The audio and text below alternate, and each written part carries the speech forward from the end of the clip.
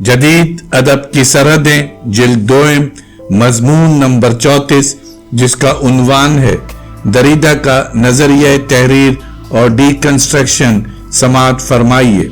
So one will protest you cut too much, you kite too much and too little.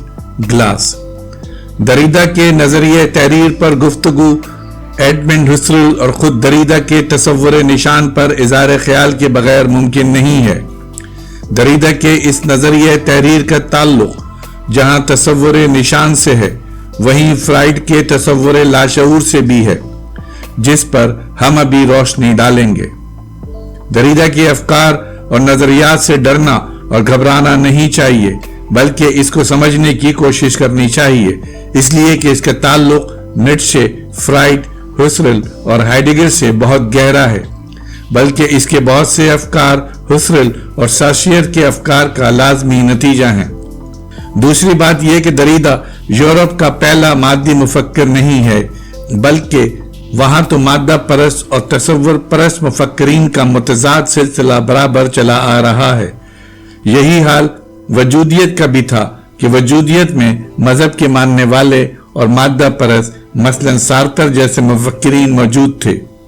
Derrida भी मादा परस्त मुफक्किर है जो इंसान की दाखिलियत तक को मादियत में ढालना चाहता है। वो किसी किस्म के नुक्स यानी लोगोस में यकीन नहीं रखता और इस कदर मादा परस्त है कि रूह, स्पिरिट और जहन को मादा की तरह हकीकी नहीं समझता और ना जिस्म और रूह की सनवियत में यकीन रखता है। पिछले दिनों इल्मी हलकों में जो बहसें सासियर और साख्तियात के सिलसिले में हुई हैं, इनसे ये बात तो जाहिर हो ही गई है कि जबान को समझने के सिलसिले में निशान की अहमियत को जानना बेहद जरूरी है।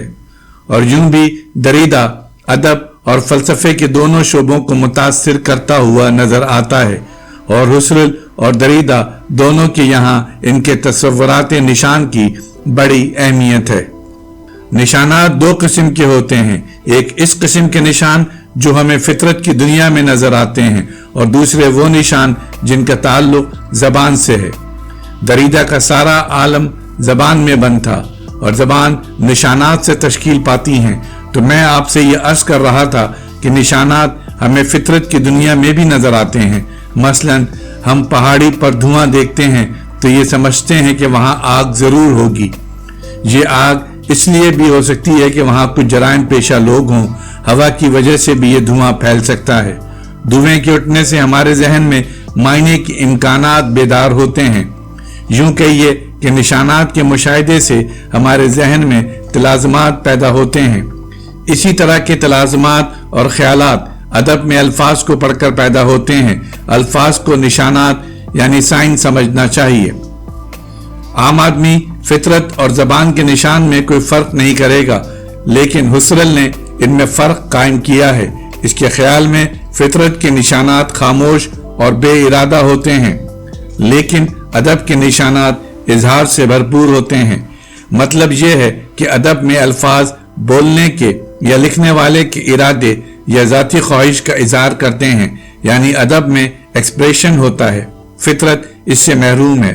हुसरल के मुताबिक एक्सप्रेशन एक शऊरी और इरादी अमल है। मायने का मतलब यह है कि कहने वाला क्या कहना चाहता है। आमतौर पर यह समझा जाता है कि अल्फाज जिन्हें साख्तियात की इस्तिलाह में सिग्निफायर यानी मायने नुमा कहा जाता है, अपने अंदर तसव्वुर मानी यानी सिग्निफाइड रखते हैं। लफ्ज में जाने तसव्वुर मायने ही से आती है। हुसरल का ख्याल है कि अल्फाज में माफी कंटेंट मौजूद होता है जो एक शऊरी अमल है और यही शऊरी अमल तसव्वुर मानी को जिंदगी अता करता है। तसव्वुर मानी में यह अमल आबाद और कायम रहता है। हुसरल अदबी निशानात के सिलसिले में इजहार को बुनियादी अमल करार देता है। चूंकि इजहार में आवाज अहम होती है, इसलिए मुकालमा और आवाज से बहस करते हुए वो अंदरूनी खुद कलामी तक आ जाता है। इसके नजरिए निशान में अंदरूनी खुद कलामी इंटीरियर मोनोलिक को गैर मामूली अहमियत हासिल हो जाती है। अंदरूनी खुद कलामी में इंसान के अंदर जो बात होती रहती है उससे पता चलता है कि ये एक ही शऊरी अमल का हिस्सा है। حسرل کے اس اندرونی خود کلامی کے تصور سے یہ ظاہر ہو جاتا ہے کہ انسان کی باطنی آواز زبان کے اندر واقع ہوتی ہے، مکان میں نہیں۔ باطنی خود کلامی میں ہمیں اپنے معنی کلام کرنے سے پہلے ہی معلوم ہوتے ہیں، اس لیے زبان صرف ایک ضمیمہ بن کر رہ جاتی ہے۔ ظاہر ہے کہ زبان کا یہ نظریہ کسی طرح قابل قبول نہیں ہو سکتا، چنانچہ دریدہ نے اس نظریے کو رد کر دیا ہے اور یہ کہا ہے کہ زبان انسانوں سے بلند ایک حقیقت ہے۔ اس کی وضاحت دریدہ اس طرح کرتا ہے کہ زبان ایک خود مکتفی حقیقت ہے، کیونکہ زبان کی جو وضع یا ساخت ہوتی ہے جسے اسٹرکچر کہتے ہیں، وہ ساخت زبان کو اپنے طور پر عمل کرنے کے لیے آزاد کر دیتی ہے۔ زبان اس وقت بھی عمل کرتی ہے جب زبان کا رشتہ انسان کے وجدان سے ٹوٹ جاتا ہے۔ حسرل نے زبان کو سمجھنے کے سلسلے میں اندرونی خود کلامی پر زور دیا تھا، دریدہ تحریر پر زور دیتا ہے۔ وہ کہتا ہے کہ تحریر کی شکل میں زبان زیادہ سے زیادہ خود مکتفی ہوتی ہے، کیونکہ اس صورت میں زبان زیادہ سے زیادہ مکانی ہوتی ہے۔ یہ ہم سب جانتے ہیں کہ تاریخی طور پر بولنے کا عمل لکھنے سے پہلے ظاہر ہوا ہے، لیکن دریدہ کہتا ہے کہ بولنے کا لازمی اور منطقی نتیجہ تحریر کی صورت میں ظاہر ہوتا ہے۔ یہی وہ انتہا ہے جہاں زبان پہنچنا چاہتی ہے، جس طرح بیج درخت بن کر ثمر لانا چاہتا ہے۔ یہ ضرور ہے کہ تنا مضبوط خشک لکڑی بن جاتا ہے، لیکن ہم یہ بھی دیکھتے ہیں کہ درخت کی نشو و نما کے دوران اس کا مرکز بدلتا رہتا ہے۔ وہ کہتا ہے کہ لکھنے والے کے ذہن میں جو کچھ ہوتا ہے وہ تحریر کے متن پر فوقیت نہیں رکھتا، یعنی میں جو کچھ کہنا چاہتا ہوں میرے الفاظ اس سے کچھ زیادہ ہی کہتے ہیں، اور جو کچھ میں کہنا چاہتا ہوں وہ فعال نہیں بلکہ عطات کیش ہوتا ہے۔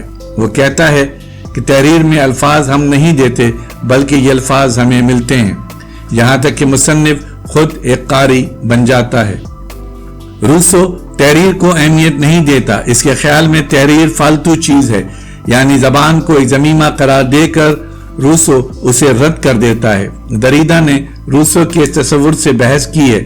روسو کا ایک مضمون ہے زبانوں کے آغاز کے سلسلے میں ایک مضمون، اس مضمون سے دریدہ ایک لفظ ضمیمہ کو لے کر بحث کرتا ہے۔ وہ کہتا ہے کہ ضمیمہ کے معنی ہیں وہ چیز جو گم ہو جائے یا کم ہو جائے۔ ضمیمہ کسی اوریجنل تحریر میں کسی چیز کے کم ہونے کی وجہ سے بڑھایا جاتا ہے۔ اس کا مطلب یہ ہے کہ ضمیمہ فالتو نہیں ہوتا۔ دوسری بات یہ ہے کہ ضمیمہ کے کوئی مرکزی معنی نہیں ہے۔